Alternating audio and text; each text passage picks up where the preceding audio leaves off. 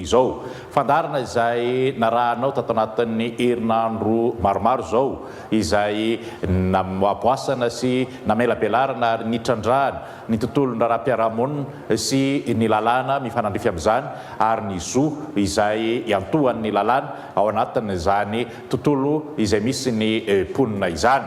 Isaky ny talata tahaka zao dia mifototra betsaka amin'ny resaka fizakantany ny adihevitra sy ny fifanakalozana zay atao anatin'ny fandarana ny zoko. Ny fandarana ny zoko tamin'ny heriny androany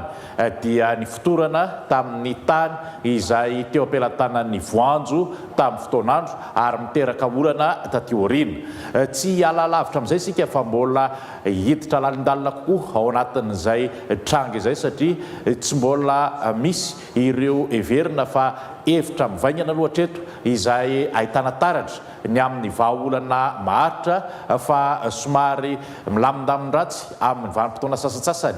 dia mirongatra indray ny fifanolonana satria tafiditra ao anatin'ny tontolon'ny fiarahamonina malagasy moa amin'izao fotoana ity olana amin'ny tontolon'ny fananantany ity ka tsy afapela amin'izany ireny tany teo ampelantanan'ny voanjo ireny.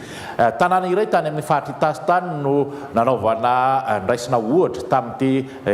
raharaha manodidina ny tany eo ampelantanan'ny voanjo ity ary tsy lavitra zay fa ao amin'izany faritra Itasy zany ihany no mbola ifotorantsika saingy hijerena ny lafin-javatra kapobeny ao anatin'ireo tany zay teo ampelantanan'ny voanjo. Matetika moa dia tany mahavokatra izy ireny ary tsy tokony atao mahagaga raha reny no nahadodina ny mpanjana tany nakazy ka nanoratra azy ho amin'ny anarany taty aoriana. Izay no votoatan'ny adihevitra zay natao teto tamin'ny heriny ary mbola ho votoatan'ny iresahana ihany koa amin'ity anio ity. Ny namako Lovatina Ranendrina no anolotra antsika ireo mpandray anjara ato anatin'ny fandarana amin'izao takariva izao. Anterina ny fiarabana izay nentiny namana soavandriamaro tafika teo dia miarahaba anareo mpijery ny tokantrano ihany koa amin'ity ariva ity. Tsy ampiandry ela fa avy hatrany andeha ampahafantarina amintsika ary ny vahiny ny fandaharana amin'ity alina ity. Avy ato amin'ny ankavanako no ahitantsika ny maître Tojo Andriambololona. Miankafianao mba hitsangana kely azafady. Eo ihany koa maître Tsarazara Andriana Soavina. Ary eo anilany Razafindravelo Nina Eugénie mpitsara avy amin'ny ambaratonga voalohan'ny fitsarana. Ary ihany koa rakotondrazanany Nouroanta Emilda, chef circonscription domaniale et foncière Antananarivo Avaradrano. Fa dia avy ato amin'ny ankavia azafady no ahitantsika ny ray aman-dreny Rasamy Pierre izay tantsa avy ao Ampala sady ihany koa ray aman-dreny avy ao Antoerana. Eo ihany koa Ramiljaona Pierre Marcel izay tantsa ihany koa ao Ampala. Dia mialohany hirosoantsika amin'ny resadresaka dia andeha aloha isika aminaraka fanadiadiana iray izay amelabelatra amintsika ilazalaza amintsika ny olana mitranga eny amin'izay toerana misoratra tany misoratra amin'ny voanjo izay. Tany lehibe mamokatra ao Soavinandriny Mahavelona na Ampala. Tany isan'ireo misoratra amin'ny mpanjanantany any amin'ny faritra Itasy. Noho ny lasa ireo mpanjanaka, ireo tantsa malagasy no nanohy ny asa fanajariana teto. Taona maro taty aoriana, nisy olon-tsotra mitonona ho tompon'ny tany ary milaza fa manana taratasy manamarina izany. Ankehitriny, atao izay ialan'ireo tantsa ireo amin'ny tany. Mampalahelo satria teto ny ainan'ireo razanay. Ary hatramin'izay ela be zay dia namboly teto ny razanay hatramin'izay. Na dia niaraka tamin'ireo kôlô vazaza dia niara-ny asa teto zay ary namboly tsy mba nisy nanilikilika fa dia niaina ary ninana ireo razanay taloha ary mbola dibiasanay taranaka ankehitriny. Izao zahay nefa dia mijaly ailikilika sy toriana hogadraina rehetra hatrany Miarinarivo hatrarihatra aty nefa izay mahantra fambolena ataonay nefa biby azy efa mihinana azy ila tsy hihinana zahay. Na solombavam-baoaka tamin'izany fotoana zany chef district tamin'izany fotoana zany teto aza dia efa niaro azy tsy vidy anty tany ity. Fa hoe ataon'ireo vahoaka ireo novidinao ny tany ivelomandreo vahoaka ireo valy teny tam'izay fotoa zay de tsisy dika ny fanalako an'ireo olon'ireo. De rehefa tena niditsy izy tam'izany fotoa zany dia zay voakokoatsy aloha de tena tsorona amin'ny tena marina fa de tsy nety aly zay na de vidiny aza ny tany. De tsy fantatro hoe ahoana tamin'ny enina amby valo telo taona indray izy ao vao tonga teto ary nanilika anay vahoaka. De zavatra tena mampalahelo de misy reto le vahoaka manodidina aty alain'ireo vahoaka ireo de ampidiny am'le fokon'olona. Raha tena ziny efa tsy voisy amin'ny ratsan-tanana sy ny ratsan-tongotra intsony fitoriana anaovana an'ireto fokon'olona reto any Miarinarivo. Izay fokon'olona aloha de tsy aly eto mihitsy, na inkidoana na inkiatra na isinina eto zay fokon'olona tsy aly eto mihitsy. Any fô zaza vorosaina de fa mivelona tao Tapalahy. De tato nameloma ray aman-dreniko anahy. Tato foana nampitany anahy hatramin'izay. De rehefa afaka baka de nisafidina anao agro. De rehefa avy eo no fitiavana n'ity tany ity de nivilina kany amin'ny agriculture. Rehefa vita nefa le agriculture nahazo diplômana ingénieur de miverina no taty an-tanàna mba ezaka hoe handraraha aty ambanivohitra amboly hitrandraka ny tany hisaratra efa amin'ireto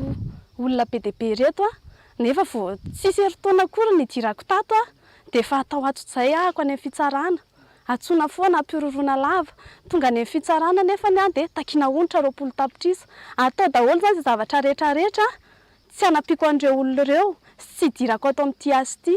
De za zany miantso vonjy ho an'izay rehetra afaka manampy indrindra fitondram-panjakana. Efa nandefa taratasy fangatahana ny tany teny anivon'ny sampana misahana ny fananantany eny Miarinarivo ireo tantsaha saingy tsy mbola nahita-mbaliny. Araka ny fanazavan'ny lehibe distrika ny Soavinandriana, misy ny Didy Amandalana manambara ny famerenana ny tany amin'ny fanjakana raha toa ka tsy vita mainty milalo ny tompony ny tany. Tonga ny fangatahany ireo tantsaha mipetraka tany amin'ny service ny domaine tany Miarinarivo dia nalefany izy ireo service domaine ireo nankaty amin'ny anivon'ny distrika. Ny distrika moa zay misy ny commission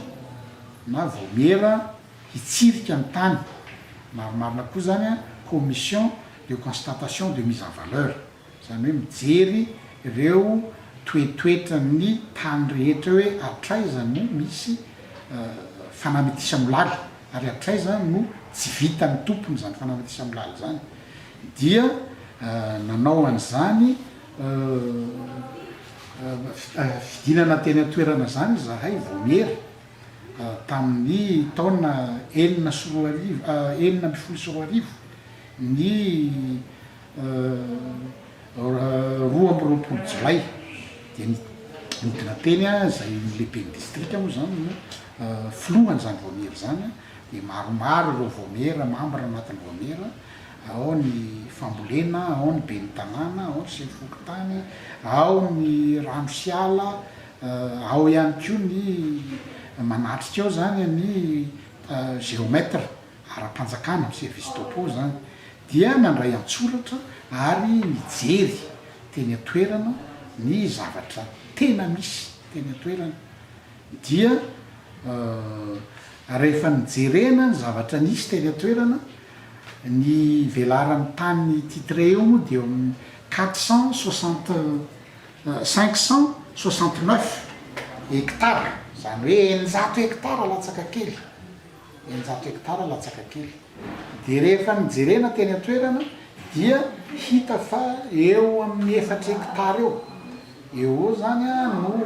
vao mainty milala ny tompony amin'izao fotoana izao. Ny sisa zany hoe 569 hectares miala an'izay 4 hectares zay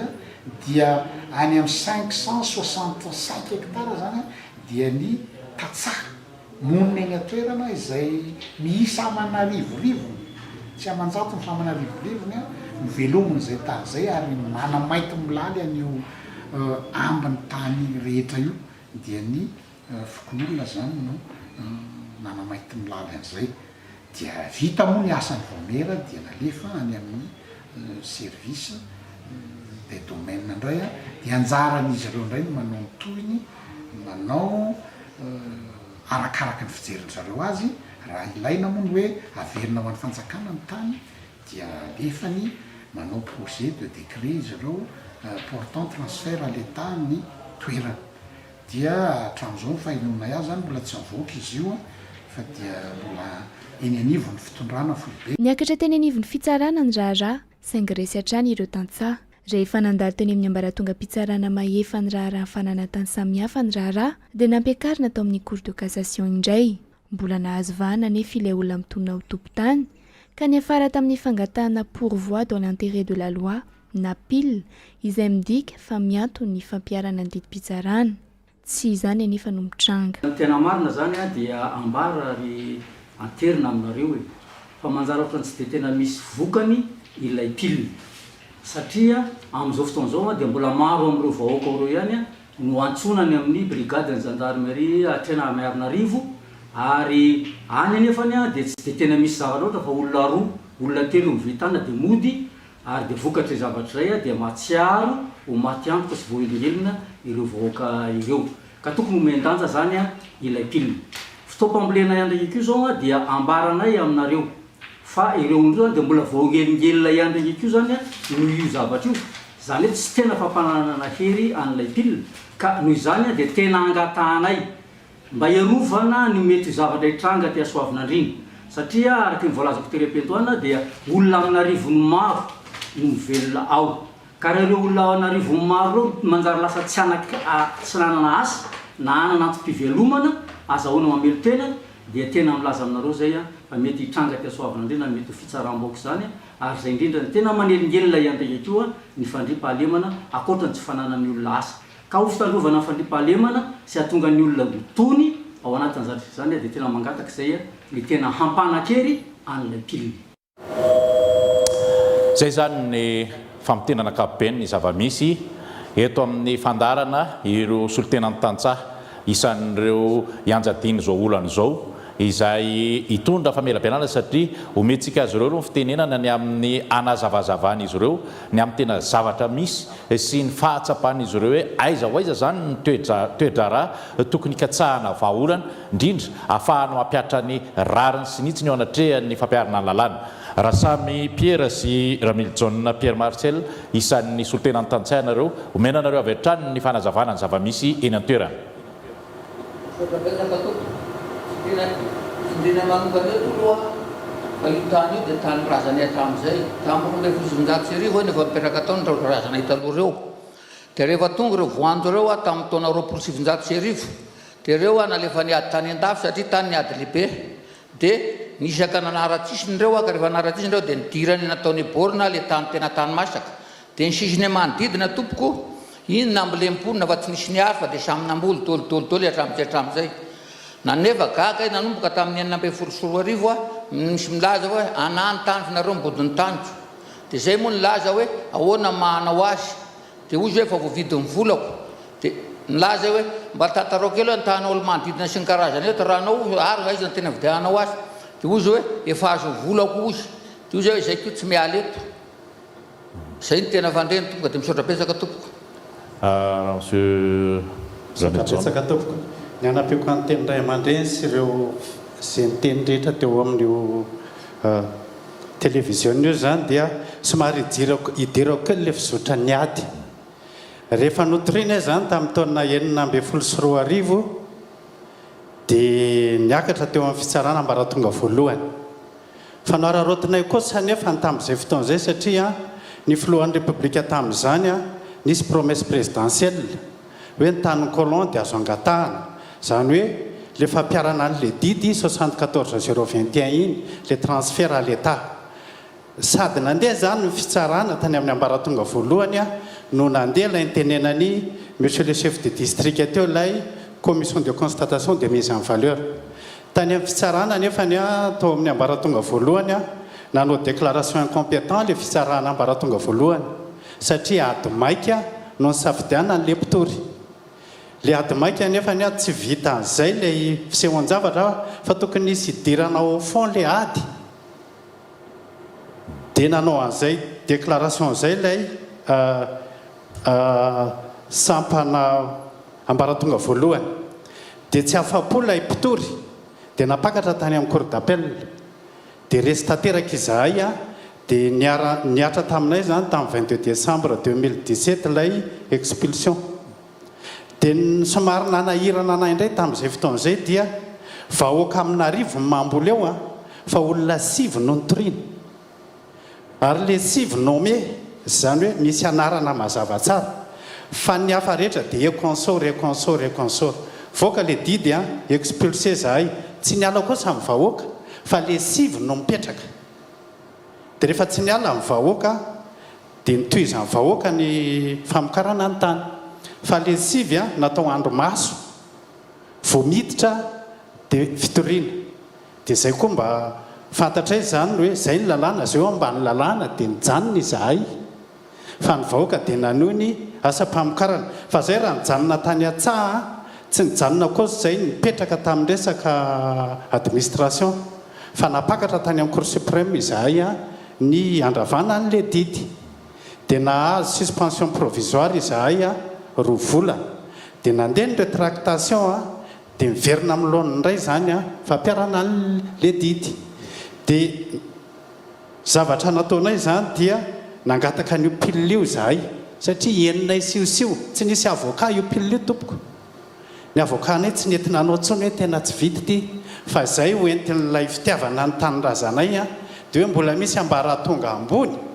azo iazakazahana. Dia niazakazaka n'le pilile izahay ary niona matetika tamin'ny isitra ny tenanay tamin'izany fotoan'izany.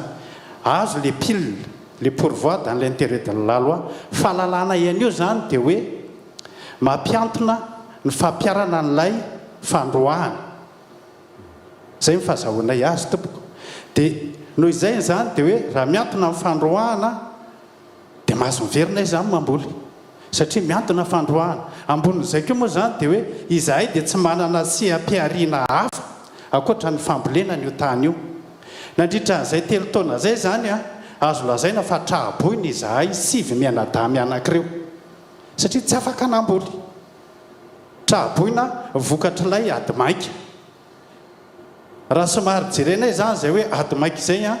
ny voina voajanahary trahaboina voajanahary ary ampimy fanjakana. Ty dia voina ninina atao ny ampahantra olona tsy netiniditra n'ilay voatoatinady idirana n'ilay au fond le mpitory. Dia eto hoe zany amin'izao fotoan'izao mbola misy dossier indray amin'ny 3 avril hiantsona anay any amin'ny tribunaly na dia fa eo ary le pilina. Dia variana mihitsy zay hoe fa misy fanjakana firy ary eto amin'ny fireneny ity ny apahany ary miaro ny fampiarana n'ilay fandroahana. Ny apahany aty miteny hoe miakara ianareo aty amin'ny tribunaly ho tsaraina. Ary dia sahany mpiasa ao amin'ny fitsaranao ary no miteny an'ireo olona 30 natsonareo hoe ianareo tsy mahazo miditra ao amin'io tany io tsony fa io pilina io nga ka ho resin'io tompon'io tany io tsy maintsy ho ravana io pilina io. Dia lahy ianareo teo fa gadranay. Dia gaga ihany zahay hoe ny procédure raha mbola tsy mandeha akory dia fa mandeha le préjugement fa ho rava le pilina. Mahavariana tompoko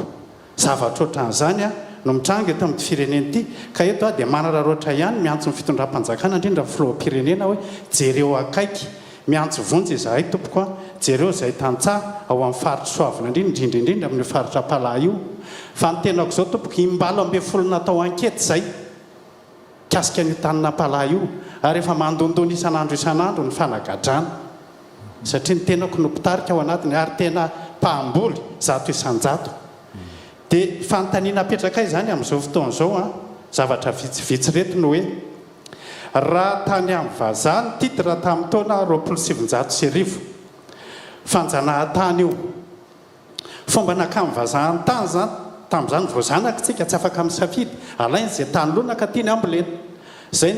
ny vokatr'ilay fanjanaha tonga ny taona 700 amin'ny fahitanay azy amin'ny mahamalagasy anay tokony verina fanjakana malagasy avy hatrany io tany io fa tsy io mpanjanak'io no manome an'le tany amin'izay tianomena indray. Dia avy eo le tianomena manome any amin'ny mpitondra. Le mpitondra nefany miala tsiny amin'le fiteny hoe tsy maty vonoina tsy azo edina dia dikan'izay dia manan-kery foana dia miantso aho zany amin'izao fotoan'izao hoe ny mpitondra amin'izao fotoan'izao fantatra fa tsy soavina indrindra io ihany tratran'io ka io fa zay tany lonaka rehetra eran'ny Madagasikara dia ho tratran'izay avokoa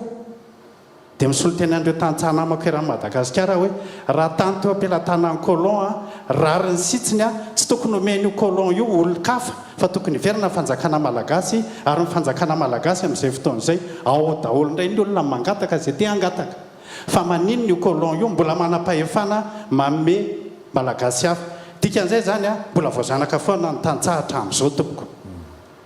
fanontaniana manaraka indray koa dia le hoe ady maika no androahana vahoaka ho vonoana satria rehefa tsy mamboly ireo olonireo dia maty ny anoanana dia ady maika ave ny aminona vahoaka mampalahelo ihany zany tompoko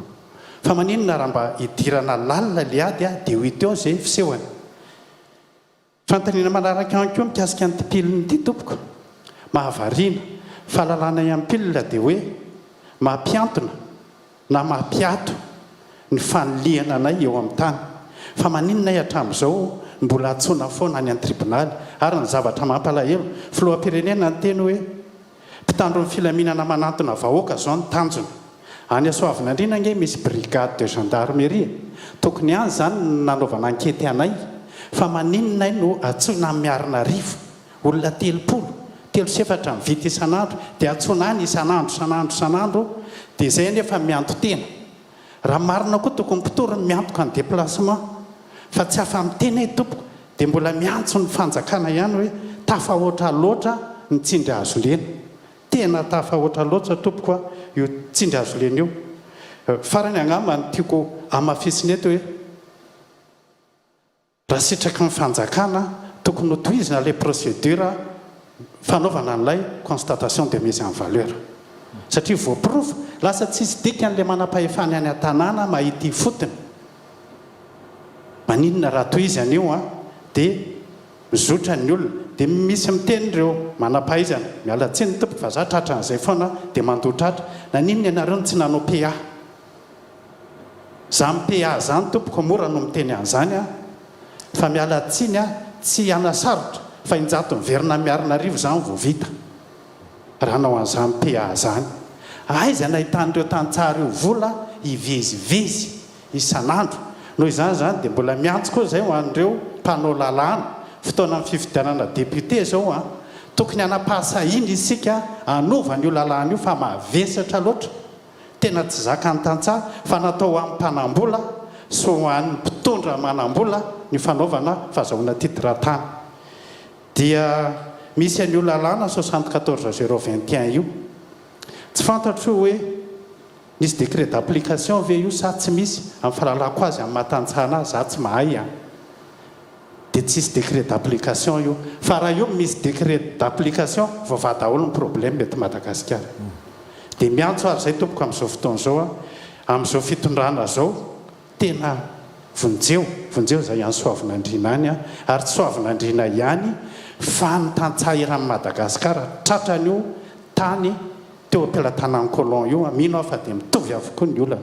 misaotra betsaka tompoko misaotranareo mianaka nitondra izay famelabelana ny zava-misy izay hitodika avy hatrany atao amin'ny maître Tojo Andrembololona isika satria resaka lalàna moa no isan'ny voaboasana sy velabelarina nisy resaka hoe pile teo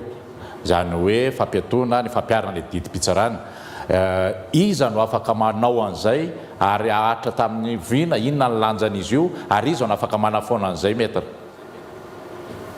misaotranao Andriamartafika ary miarahaba ihany koa ny manaraka rehetra ny fandarana ny amin'izay misy azy ireo tsirairay avy miarahaba ny eto amin'ny plateau indrindrindrindra miarahaba nareo ihany koa ny pile moa zany no antony atongavako eto manokana ny pile tokoa dia zava-baovao tsy nisy an'izany taloha fa zava-baovao le izy noentina tamin'ny nanomboka tamin'ny voalohan'ny volana oktobra 2024 ka io pile io a lazainay pile mbola izy fa ohatrany hoe pourvoi dans l'intérêt de la loi ave somary tsy dia izay loatra le izy fa pourvoi le izy a pour violation des préceptes de la justice et des principes équitable. Zay zany le izy fa le pile le taloha tamin'ny lalàna taloha le izy dia efa nisy a dia io le tsy mampiantona nininy fa le pile amin'izao le vaovao io dia manana an'izay a fa fiantraikany hoe mianto aloha ny fampiarana an'izay ditokianina zany. Iza ozytsika teo no afaka manao ny pile. Ny pile dia ny tonia mpampanolalalana eo any fitsarana tampony no manao azy. Atao moa izy hoe procureur général après la cour suprême. Izy zany no tena manao azy, izy le organe manao azy. Izy anefa tsy mandeha ho azy ny fanaovany azy io fa mila mahazo baiko izy hanao azy satria tokoa reny karazana mpitsary reny ao anivy ministère public moa fatso azy raha vao ohatr'izay le izy dia mandray baiko avy amin'ny lehibeny dia tsy iza zany fa mpitahiry fitopoka sepanjakana ministre fitsarana. Ka zay zany fandehan'le izy hoe ny procureur général no manao an'le pile, le manao an'le pourvoi rehefa baikony ministra izy. Izay mihitsy no nahatonga anareo na niona matetika tamin'ny ministra satria moa tsy maintsy mangataka an'izay any amin'ny ministra zany zay liana rehetra. Izy io nefany mbola tsy nahita aloha nanandre hoe ny ministra tonga dia mibaiko azy tany ny procureur général hoe manaovy ianao pourvoi. Fa matetika dia misy vahoaka ohatra anareo zao ohatra antsika rehetrarehetra mitaraina any amin'ny ministera hoe alohalika ny ranombary misy zavatra tokony ahitsy fa tsy mety raha ny esprit ny fisaintsaina n'le lalàna, le hevitra le lalàna no raisina dia tsy mety io fahitana azy dia mandeha le pile. Ka noho zay fanajanan'le hoe équité zay taloha manko zany ny lalàna natao fotsiny hoe io ny lalàna dia ampiaro io tapitra fa nanomboka teo ny sokatra ny saintsika malagasy dia nanapa-kevitra isika fa tsy vita ny lalàna misoratra fotsiny izy ity fa io lalàna misoratra io nisy eritreritra na tonga azy ny soratra teo ka indraindray le eritreritra tsy tonga dia mazava be ho an'le mpitsara manao an'le izy dia izay eritreritra zay ny ezahana-karohina amin'ny alalan'le pourvoi amina violation ana précepte de la justice sy ny principe équitable. Eo zany ny fitsarana tsy mijery tsony n'le lalàna textuel fa mijery ny esprit de la loi. Angamba hatreo any aloha angamba noresako raha le fanontaniana mipetraka tompoko hoe misy fetrany ve izy io ary iza no afaka manafoana azy indray rehefa tonga ny teboka zay mety ahatrara hotratra. Eo tokoa moa le olana satria zay ny fanontaniana mampangirifirin'le vahoaka malagasy hoe efa nanao pile zahay, efa misy ny pile dia misy ndray ankehitriny ny ohatrany hoe antsojay ve ny antsonareo azy zany. Za tsy miteny hoe zay tokoa le izy fa zay aloha zany fandraisanareo azy. Ny pile dia manomboka azo atao rehefa mivoaka ny didy raikitra na izy io tany amin'ny première instance fa amin'le tranga misy ankehitriny moa zany le izy tsy tany amin'ny fitsarana ambaratonga voalohany tsony fa efa avy any amin'ny fitsarana ambony. Nivoaka zany ny didy iny. Raha mifahalalako azy zany nareo tokony ho nanao an'le pourvoi tsotra aloha dia nanao an'le suspension d'exécution. Dia rehefa rétracté moa le suspension zany hoe rehefa nitsoahana zany ny fampiatonan'le didy vonjimaika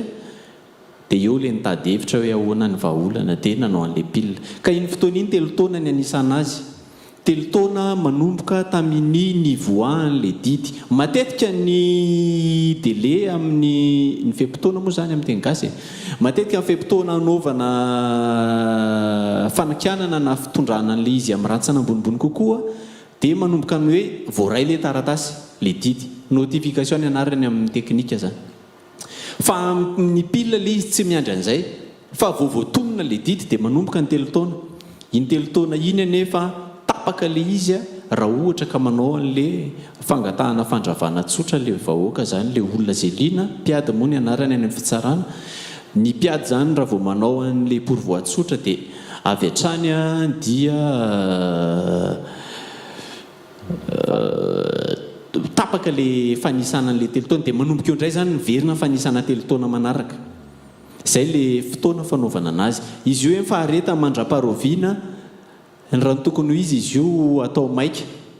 Atao maika be le izy zany hoe tokony ho malakilaky. Io moa ny any amin'ny fitsarana tampony tsisy oferanao hoe firy andro aloha fa tokony ho malakilaky le izy amina procédure d'urgence moa ny filazany zareo azy ao anaty lalàna. Dia hoe izy ny afaka manafoana azy hatreto aloha tsy nahita lalàna manafoana an'le izy. Tsy raha vao misy zany le pourvoi pour violation des préceptes généraux sy ny principe équitable dia miato aloha zany fampiarana an'le didy raha ny tokony ho izy. Le resaka hoe fitorinanareo indray moa tsy fantatro hoe inona le anton'le fitoriana hoe fond ve sa tsy fond, tsy izay aloha zany tsy fantatro. Zay angamba. Sotranao mety raha tamin'izay ary verina fa nanazava amin'ny fomba fijery amin'ny ankapobeny zay nareo tantsaha izay antefan'ilay fepetra isan-karazany misy lafinjavatra zany eo tena tsy mampandry sainanareo na dia efa misy ary pile hoe miato ilay fampiarana an'le didy miantso ny mpitondra fanjakana ianareo atraiza zao hatreto ny amin'izay hoe akon'ilay fiantsonareo amin'ny mpitondra fanjakana zay manomboka any amin'ny mpitondra fanjakana ny fotony ka hatraty amin'ny tompona andraikitra ambony angamba everiko fa tafiditra ao anatin'izay vala famaritan'izay aiza ho azy amin'ny fahitanareo azy. Sotra betsaka tompoko. Le antso moa zany dia mba ahafahan'ireo tantsaha mba ahafahanay tantsaha mamokatra pitoniana. Fa zay nge namakeny tsara raha vao maheno feoana motera fotsiny dia izy andray zay. Zany hoe feno tebotebo mandrakarivo ka tokony hovahana faran'izay hainga ny olana rehetra mipetraka. Ny teniteo moa ny mpahay lalàna hoe inona le ady hitorinanareo dia mbola mikasika manodidina n'io tany eo ihany zany hoe lazaina le olona fa mbola miditra keriny eo manao bodongerona ny tany zay mihitsy adelo kanefa reo olona enjehan'ireo tsy olona tratran'ilay expulsion e satria tsy ao anatin'le sivy zay mahavariana le vahoaka le olo-kafa le consort nefa ny tena tsy nominativa dia tsy fantatry ny olona ntsony hoe iza tokoa moa zany. Dia zay zany lay mampisalasala anay dia le hoe le antso mba ny antso tena zavanay zany dia hoe mba vahana faran'izay hainga satria marina mihitsy ny teny be ny tanàna teo hoe ohatra nampitarika zany zao efa tena miteny any olona hoe za tsy tompona andraikitra mikasika n'ilay herisetra fa raha mikasika ny ady any anivon'ny fitsarana sy ny sisa dia mpitarika fa raha resaka anao ady herisetra tsika dia tsy mpitarika. Ny olona nefany fahitako tena tsy mahazaka atsona miarina arivo isan'andro ary misy olona pahan'olona 3 sy 4 ao mpanampy any le mpiady aminay 3 sy 4 dia samy tsofoka ao anatin'ireo vahoaka amin'ny arivon'ireo ary zay le mampatahotra fa raha mba mitovitovy le isa dia mety afaka ifampiraraha ihany fa isa tsy mitovy 3 fotsiny izy nefa samy antsy any anatin'ireny mivoaka be deaibe ireny dia lasa mampatahotra zay tompoko. Ngamba iantso mpahay lalàna hafa indray tsika maître Tsarazara Andrianasoavana sy ny mpitsara Razafindravelo Nina Eugénie misy teboka momba ny lalàna vitsivitsy angatahana fanazavana aminareo. Eo moa zany ilay antsoina hoe prescription acquisitive. Inona marina ny famaritana azy io, ahoana ny fepetra mety ahafahana mahazo izany, iza siza mety mananjoa azo izany raha ohatra ka tonga feno le fepetra isan-karazany. Maître ngamba afaka manazava nareo mianaka menateurna aloha fa somary ia dia mamerina fiarabananareo rehetrarehetra eto amin'ny plateau sy ny mpanaraka ny fandarana rehetrarehetra. Valiko avy hatrany angamba raha ny resaka prescription acquisitive na fangatahana fizakana zo amin'ny resaka tany misoratra amin'olona. Zay moa zany filazan'izy io. Prescription acquisitive zay fomba anankiray omeny lalàna an'olona anankiray aka ny tanin'olo-kafa raha tenentsika tsotra sy mivantana. Raha izahako misoratra amin'ny titre ka tsy ampiasaiko ny taniko mandritry ny 20 taona moa zany apetraka ny lalàna dia le olona mampiasa n'iny taniko iny manao trano mamboly eo dia afaka manantona ny fitsarana mangataka mba tsy hisoratra amiko tsony ny tany fa hisoratra aminazy izay mampiasa ny tany indray. Ny tena mafisina fotsiny nefa amin'izy io dia misy an'izay fepitoana 20 taona izay ary tsy hoe fangatahana tsotra le izy fa misy dingana maromaro vitsivitsy. Fangatahana voalohany efa niny komisiona midina mijery hoe tena nanao fanamatisa milalo tokoa ve le olona mangataka, tena 20 taona tokoa ve izy ny eo,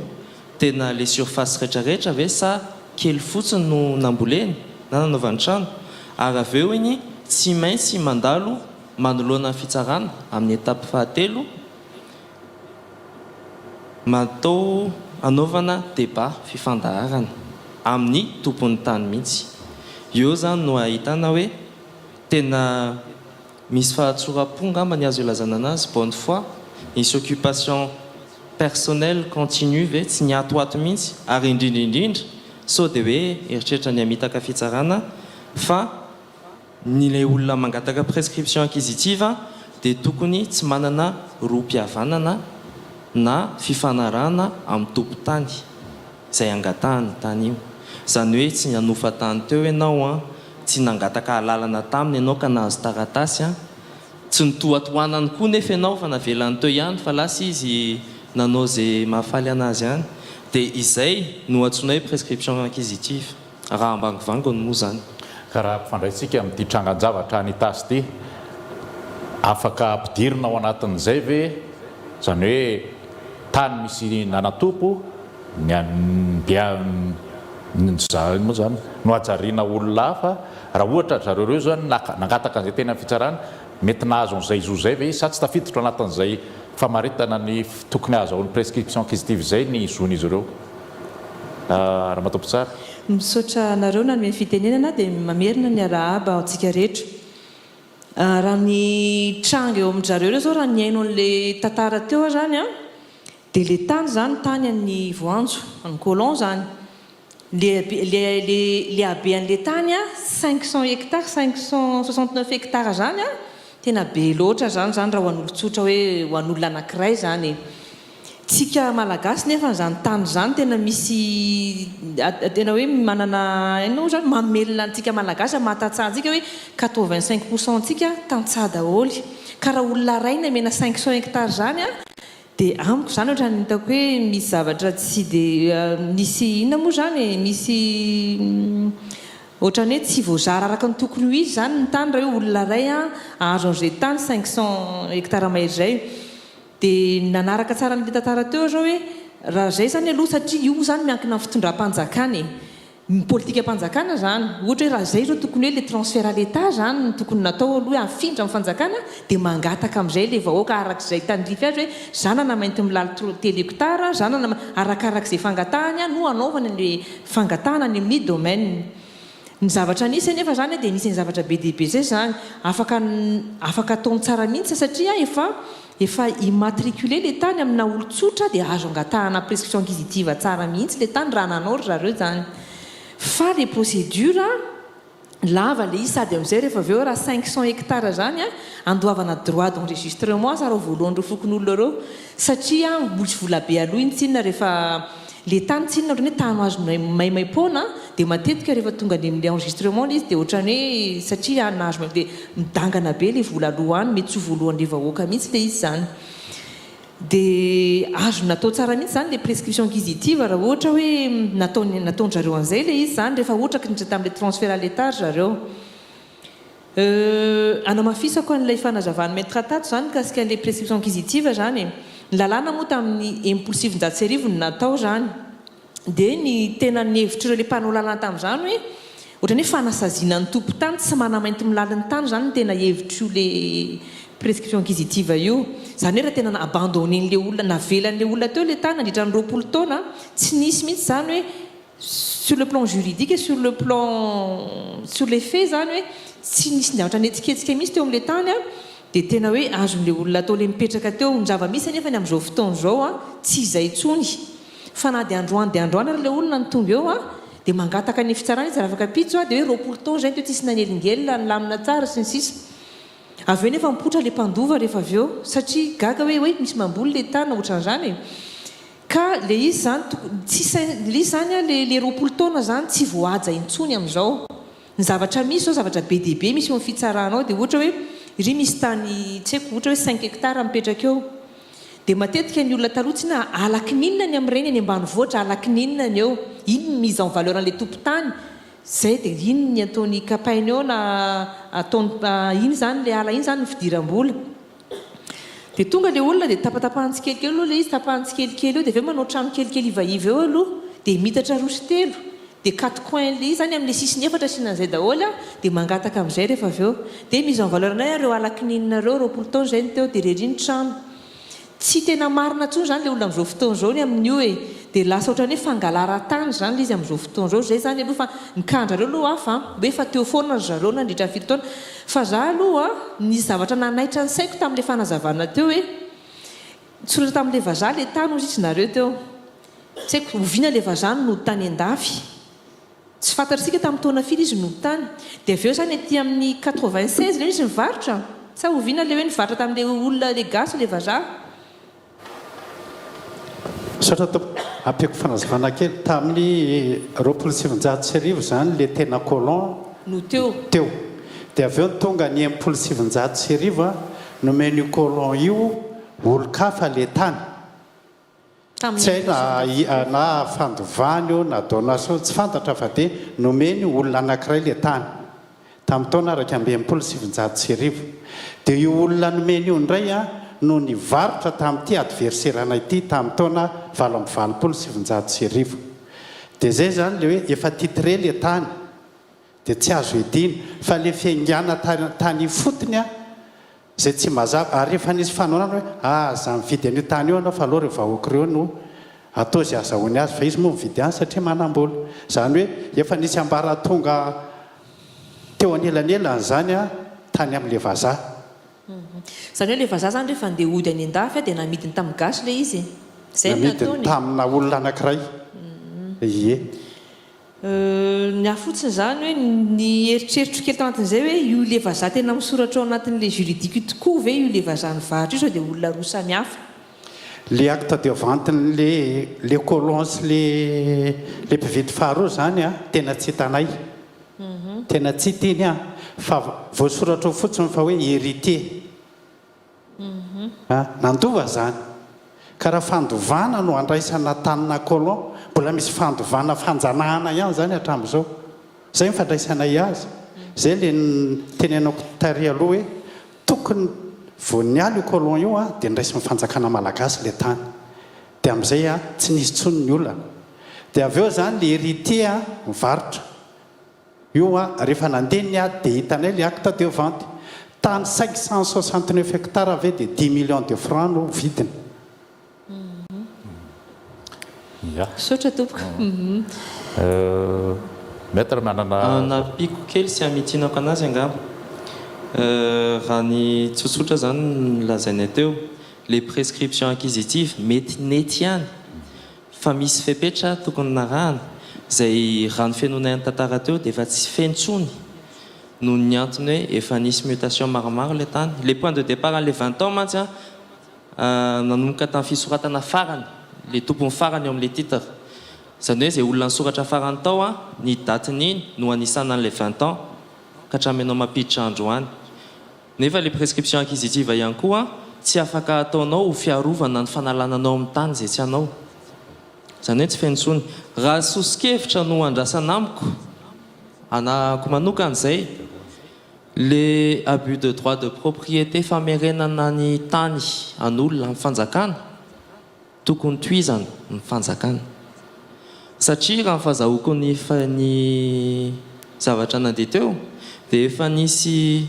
ambaratonga voalohany nataony zareo les commissions iny nanao constatation iny ange tsy ely 10 taona fotsiny iny raha tsy diso ny fitadidiako dia afaka miteny ny conseil des ministres hoe averina amin'ny état malagasy zany alefa misoratana amin'ny état malagasy zany io tany izay tsy ampiasain'ny tompony io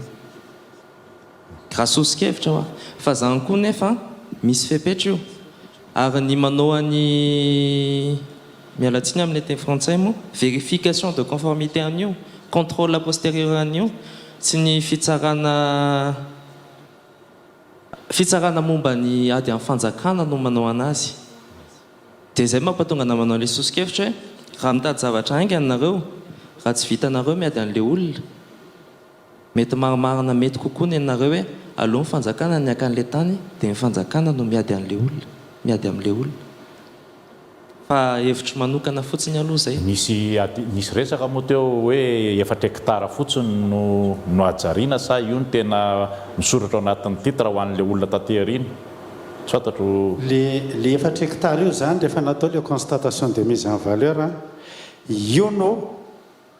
nampanofan'le top titre amin'ny société anankiray manao zone franchane dia niraisina hoe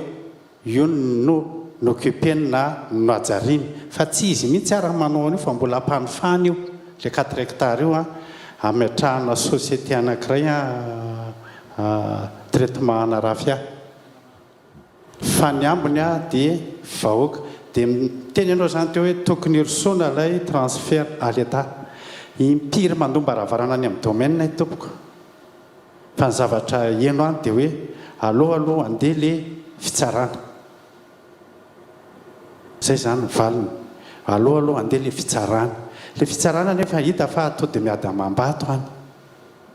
tena lasa misangy aina mihitsy zany le izy satria tena mandona olona dia raha iandry le fitsarana hita nefa le fitsarana fa le titre foana ny azy nololo avy ny atampony loha na tamin'ny fomba ahoana nazahoana n'io titre io hita fa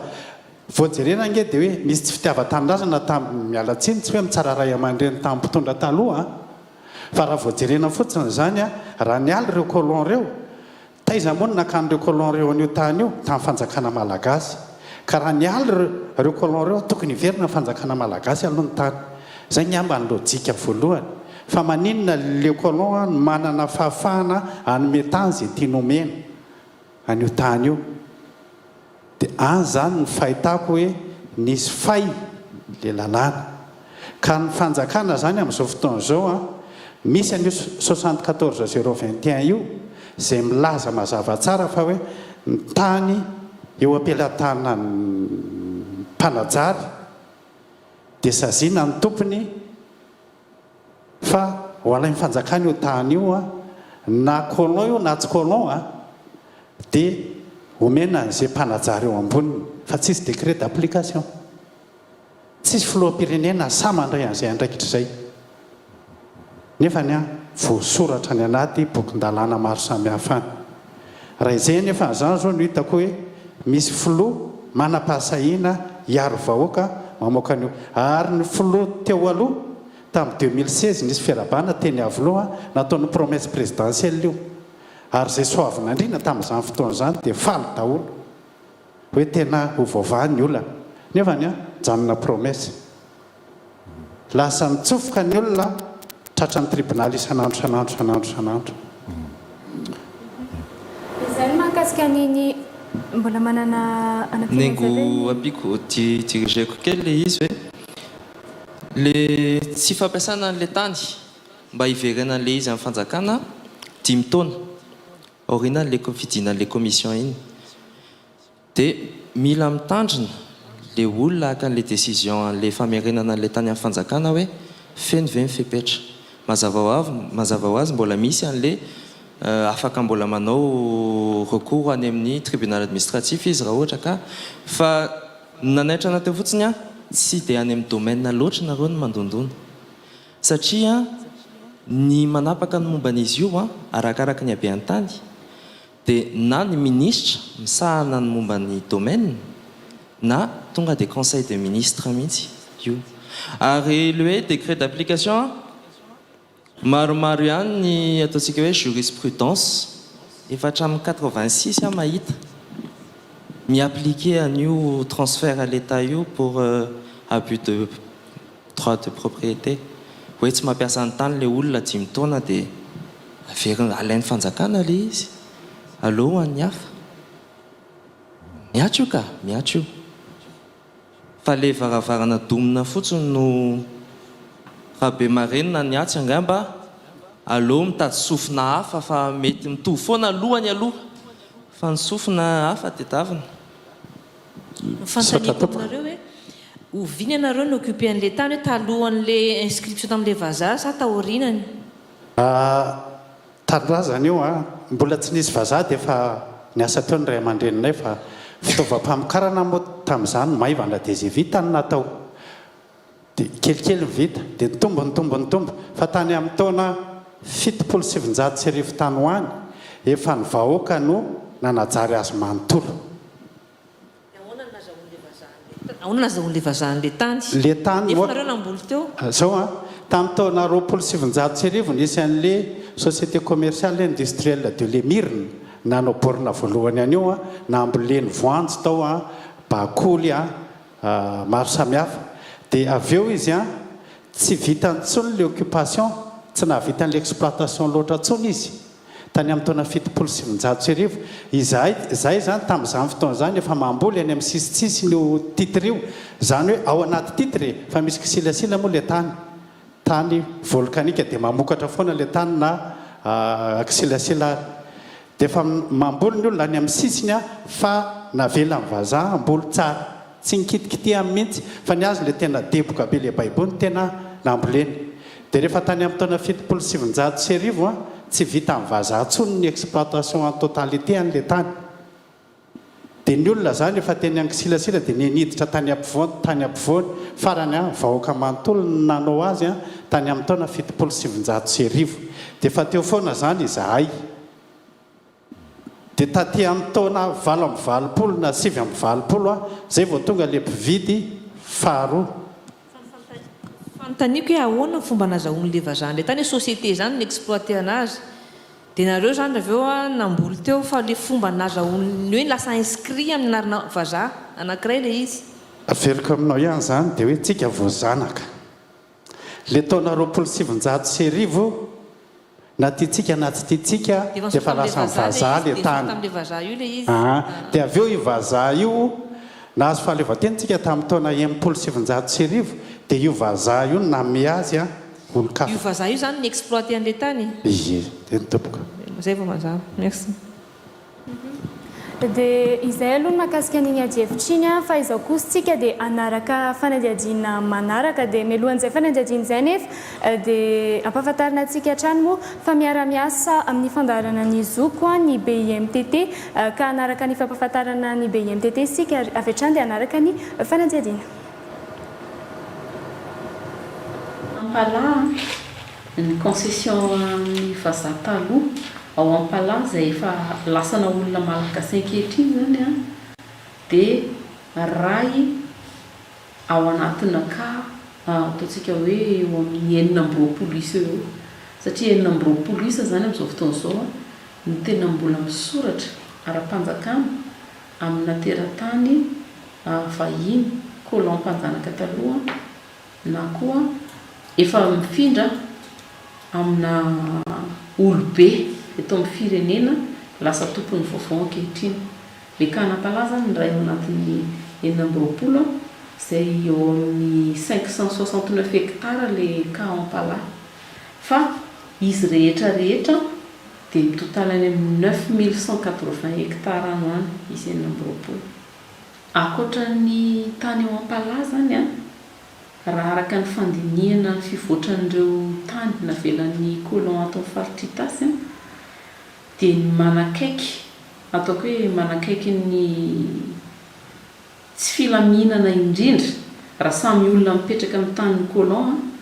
dia ireo olona izay efa somary hita manangasanga any a le tompony vaovao raha samy mipetraka amin'ny tanina colon ihany zany a dia mananjara kokoa izany hoe milamitsaina kokoa ireo izay mampiasa tanin'ilay vazaka tsy mipotrapotra tsony mihitsy le vazaha tsy ahitana tarana ntsony tsy misy nitaky tsony le tany fa mitebiteby kokoa zany a ireo olona mipetraka amin'ny tanin'ny vazaha izay misy mpividy vaovao indray le izy a aty aoriana raha araka ny fandinihana fizoatran'ny fandehan'ny tany ao andrefanao a dia misy tany eo amin'ny 420 isa eo ny isan'ilay propriété izay mirefy 5515 hectara efa manangasanga ny tompony. Izany hoe efa misy action zany ataon'olona tompony vaovao ary tera-tany malagasy izy ireo sady olom-baventy manana mahisy azy eto amin'ny firenena. Eo anatrehan'izay zavatra izay ny sariana ny mpanapa-kevitra eto amin'ny firenena dia ny mba ilatsaka ao anelanelany, ao anelanelan'ny tompo-titra sy ny vahoaka izay tompony ny fanajariana nandritry ny taona maro. Ny antony dia satria izao ireo tany izay manodidina ny 5515 hectara ireo izay vao novidian'olona vetivety taty aoriana, rehefa hiverina izy handeha haka ny taniny dia tsy maintsy ho raikitra ny savovoro atahorana zany izy korotana. Raha ohatra ary ka hiakatra fitsarana ilay ady satria tany vita titra ilay tany dia ny fitsarana koa mba voatery manaja ny lalàna manan-kery eto amin'ny firenena. Ny lalàna manan-kery izay miaro ny titra, miaro ny tompo-titra aloha matetika tsy afa-manoatra satria izay ilay titra inatakabla. Ny titra zany inatakabla, sarotra vonoana ny titra, sarotra fafana, sarotra tanterana ny titra noho izany sarotra fafana, mbola inatakabla foana zany ny titra. Dia izay zany ny mety efa ho azoazo sary an-tsaina avy hatrany raha miakatra fitsarana ilay ady atahorana na izay atao hoe tsy mahagaga raha mandresy ny tompo-titra. Ny fitsarana ozy izay teo dia nipetraka mandrakariva hiaro an'izay efa manana taratasy tany ara-dalàna dia ny titra zany. Ary ny eo anivon'ny servisy mpanjakana miahy fananan-tany ihany koa tsy afaka mandahy ny tsy hanoratra n'ilay mutation ao anaty boky tany. Izany hoe tsy afaka manao refus d'inscription zany ny mpitazona ny boky mpanjakana. Dia eo zany no fehiteny ihany koa isarianay ny hevitry ny maro rehefa misy ny inisiativa natao na ny fanjakana ny nandray inisiativa na ny malagasy tsotra isa-tokantrano nandray ny inisiativa. Ohatra zao hoe nanao dingana zao ny fanjakana miroso tsikelikely makany amin'ny fitsiriana ifotony an'ireny fanajariana ireny mba hahafahana mamadika an'ilay tanin'ny colon ho lasa tanin'ny fanjakana. Dia tsara zany raha hoe tozona hatramin'ny farany mihitsy le tapina procédure rehetra makany amin'ny transfert l'État, fa raha mijanona tia-tenatenany izy rehefa alaina ny certificat de situation juridique avadibadika ny boky tany mbola tsy manan-kery foana le dingana vita teny tena fa ny dingana vita hatramin'ny farany zany no manan-kery. Dia ohatr'izay koa ny olona izay efa naka géomètre nandrefy, efa nanavaka ny tany vitany tao, efa namonjy fotoam-pitsarana tety nangataka prescription acquisitive, efa nandovola tety nandovola teroa, raha tsy tody hatramin'ny farany iny dia tsy manan-kery foana satria avadibadika ny boky tany alaina ny certificat de situation juridique mbola le tompo-tany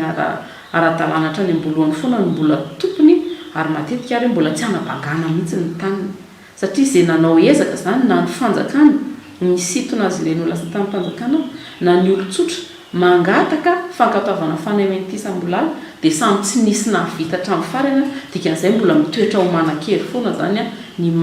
tany n'olon-tsotra vita titra tamin'ny vonjo mpanjanaka ny ilay tany.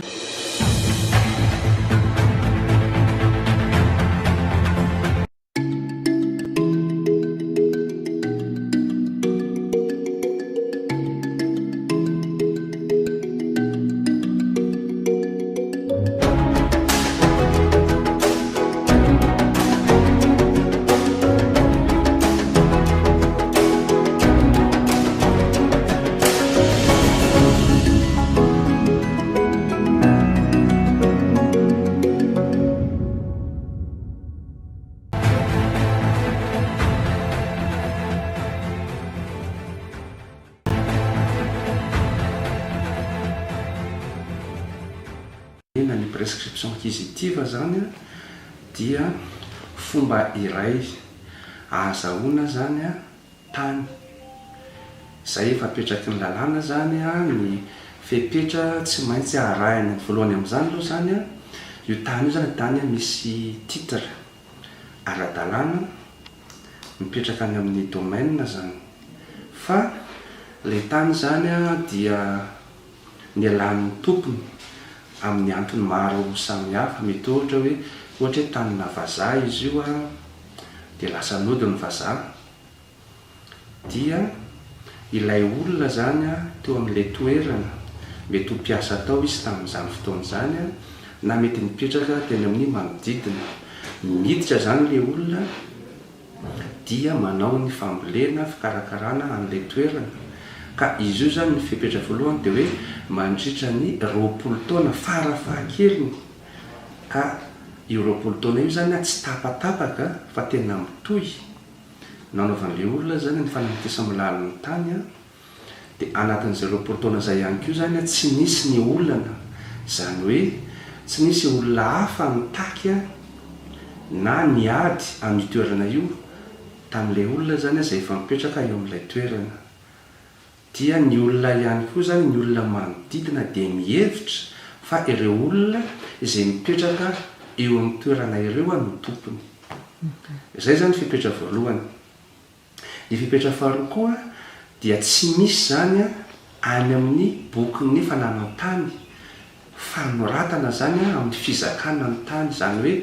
tsy misy zany ohatra hoe olona nanao mutation zany hoe namindra an'ilay tany ao amin'ny anarany na mety ohatra koa hoe nilaza io ny vidy an'ilay tany fa any koa zany a tsy misy soratra mihitsy zany a mandritra izay 20 taona izay fipetra anankiroa zany tsy maintsy feno a izay le olona vao afaka mangataka ary izay ny olana kely amin'izao fotoana izao ny olona zany mihevitra fa rehefa mipetraka 20 taona mahery amin'ilay toerana dia mifindra ho azy automatika ilay tany nefa tsy izay no lazay ny-dalàna fa tsy maintsy mangataka aty amin'ny fitsarana ilay olona rehefa mafeno an'ireo fipetra ireo. Amin'izay moa zany dia tsy maintsy misy commission efa voatendry ny lalàna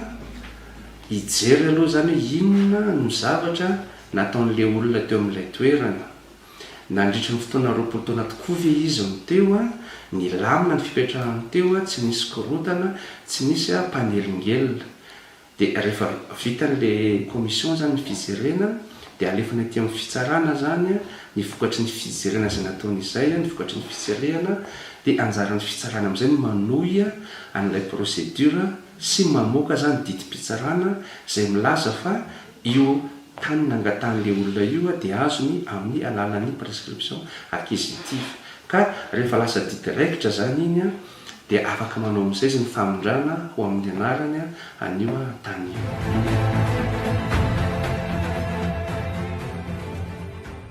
Ny tena olana moa zany a amin'ity resaka prescription acquisitive ity dia amafisinaarika ny efa voalaza teo a ny olona zany a dia mihevitra fa rehefa eo amin'ilay toerana izy nandritra ny fotoana maharitra misy raha ny efa ohatra 30 taona 20 taona misy raha 50 taona na mety maheran'izany eo izy zany a dia mihevitra fa efa nazy ilay tany dia tsy manao an'ilay fangatahana zany izy mba ahatonga an'ilay tany hisoratra aminy dia eo ny olana no amin'izao satria mety mandritra n'izay fotoana izay mety miverina ny tompon'ny tany na mety misy koa zany olona hafa koa zany a mety hoe mangataka an'ilay tany ihany koa satria ilay tany mety be velarana dia samy miditra eo zany le olona dia io koa zany mety olana hoe le olona variana etsy a ny tompon'ny tany zany efa miverina dia nandray ny tany ara-dalàna ny bokin'ny fananantany a dia lasa miteraka olana izay le anankiray koa moa zany hoe eo amin'ilay fandrefesana ny fanamtesamilala ataon'ny tsirairay amin'ilay toerana dia mety misy moa zany mety mba mangalangalatra kely eo ny sasany mbola variana ihany etsy le commission mety tsy mahalala akory hoe atraiza marina ny tena nataonyity fa dia mijery izy a hoe ito koa misy fanamtesamilala ny tany a dia rehefa mandeha le raharaha zany a dia lasa misy a ny olana izay moa zany anjaran'ny fitsarana mitady hoe inona ny tokony vahaolana ara-dalàna aloha amin'izay olana izay a mba hampisy indrindraindrindra zany ny fitoniana sy ny filaminana eny Ifota.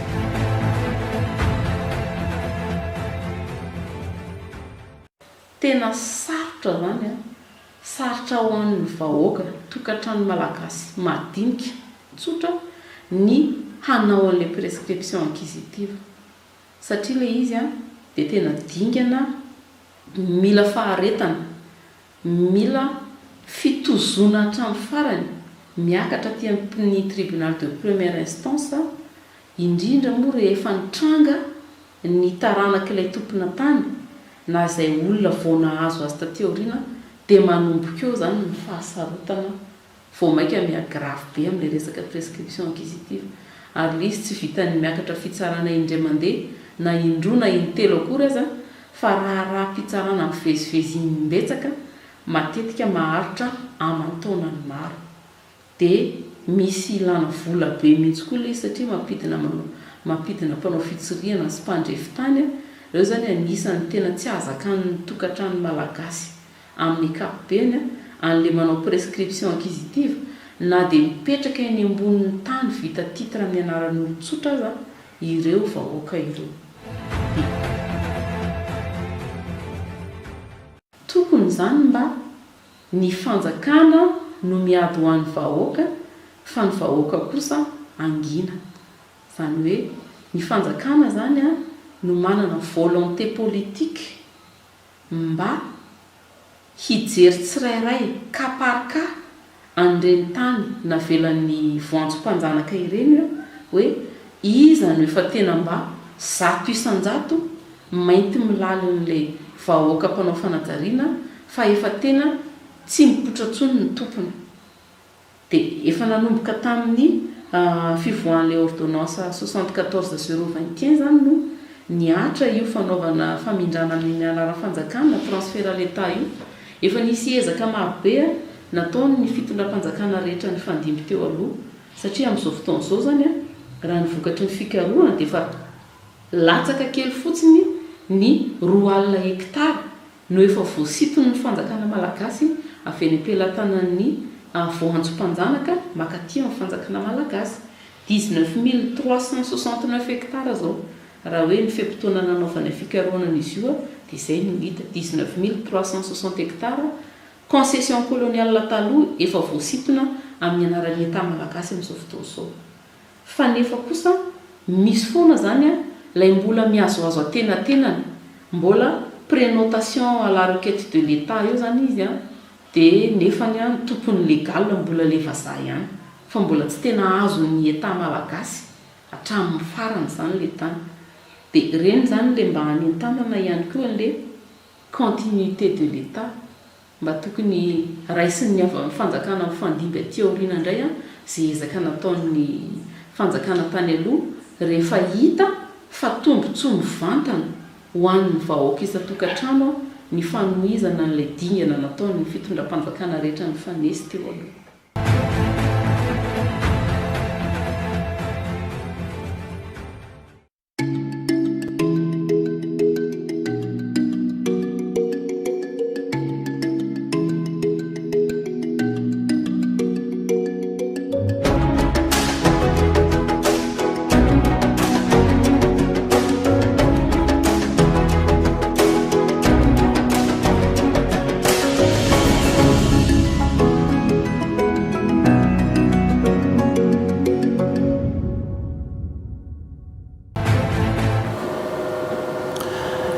Eniara ny toyan'izay fanadidina nataon'ny mpanao gazety izay moa eto ny tompon'andraikitra tonian'ny sapam-piadidiana ny fananantany circonscription domaniale eny amin'ny faritra avaratrano eny Ramatoa Rakotondrazana Noroanta Emilda.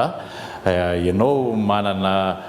traika efa manokana amin'ny andraikitra izay sahanao manodidina ny hoe famindrana tany na tanin'izy na makaiza azavao amin'ny ankapobeny ho an'ny mpanaraka fandarana izay dingana rehetrarehetra izay mety hoe fipetratakina ao amin'izay.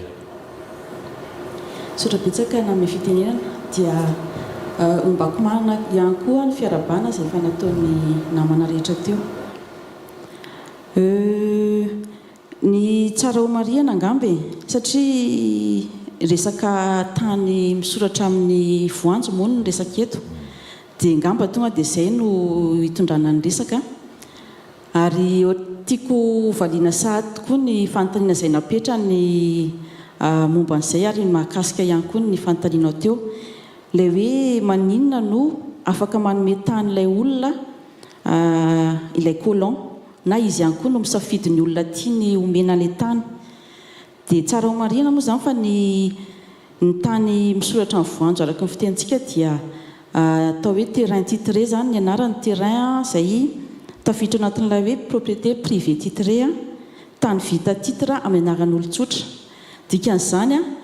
afaka manao famondrana izy amin'ny olona izay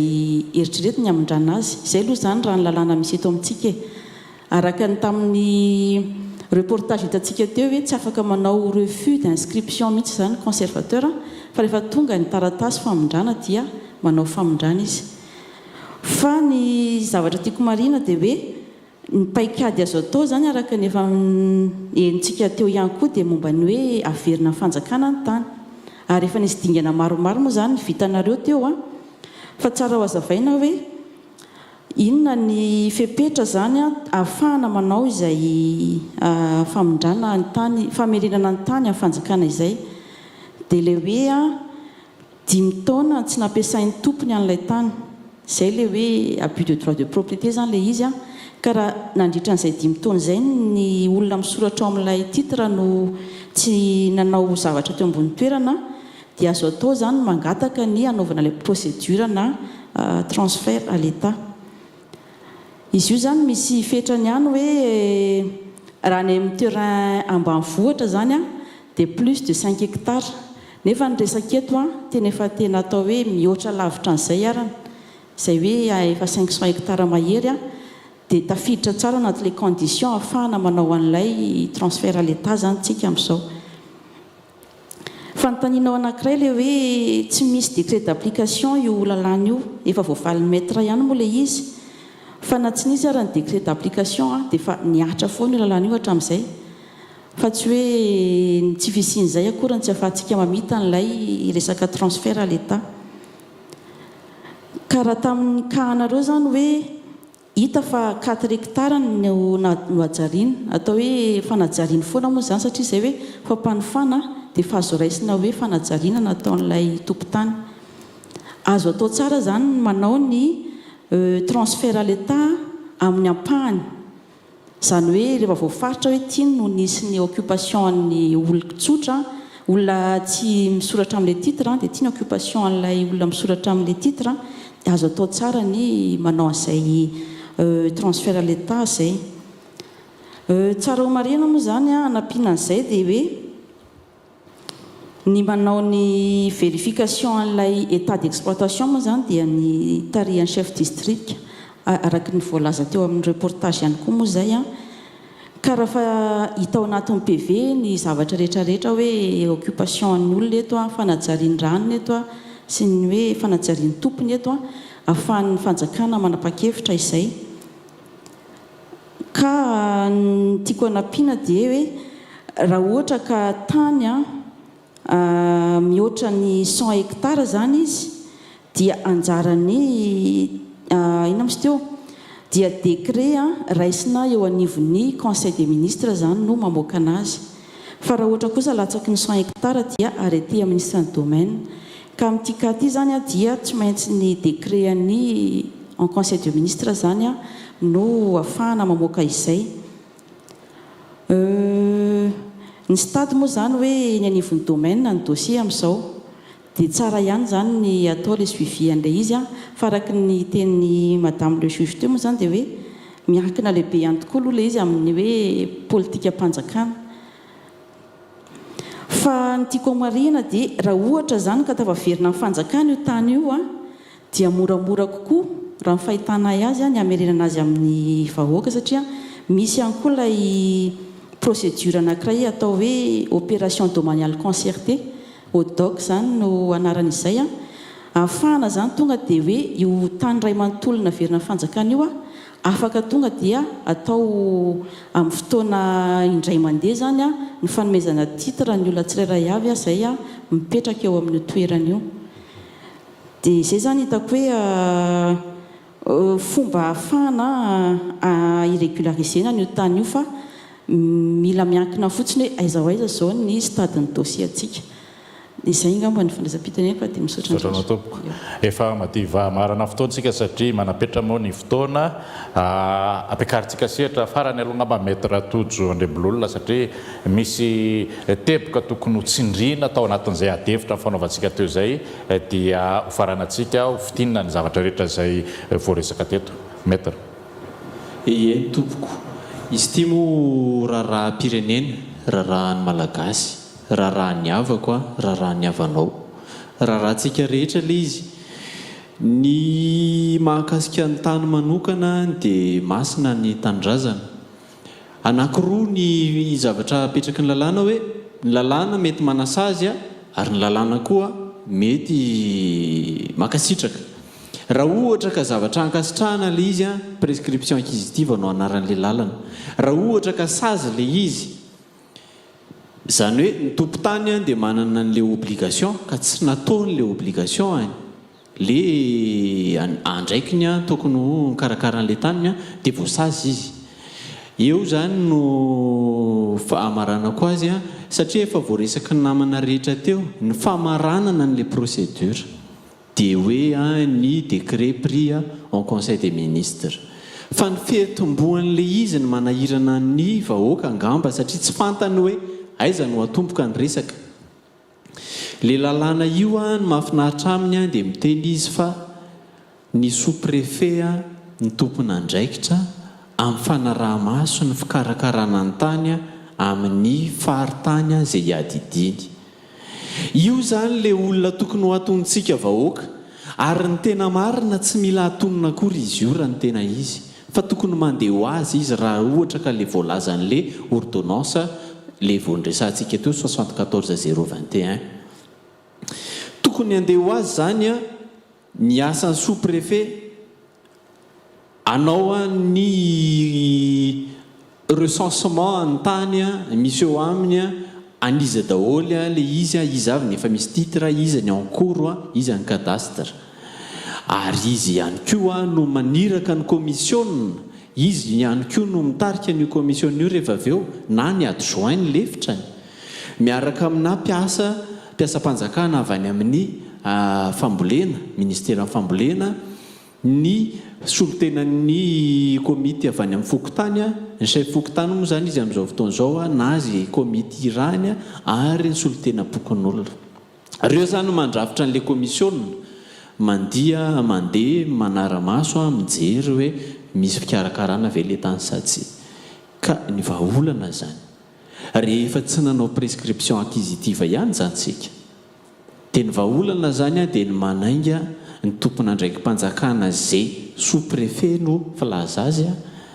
raha ohatra le izy ka anatina sous-préfecture ray. Raha sous-préfecture samihafa izy dia ny préfet indray no angatahana anao an'le izy ary izy ireo nefa dia manana ny lehibeany ihany koa. Io moa zany miankina amin'ny ministère ny atitany ny fikarakarana andreny angamba samy mahafantatra ny tokony ataony zany zao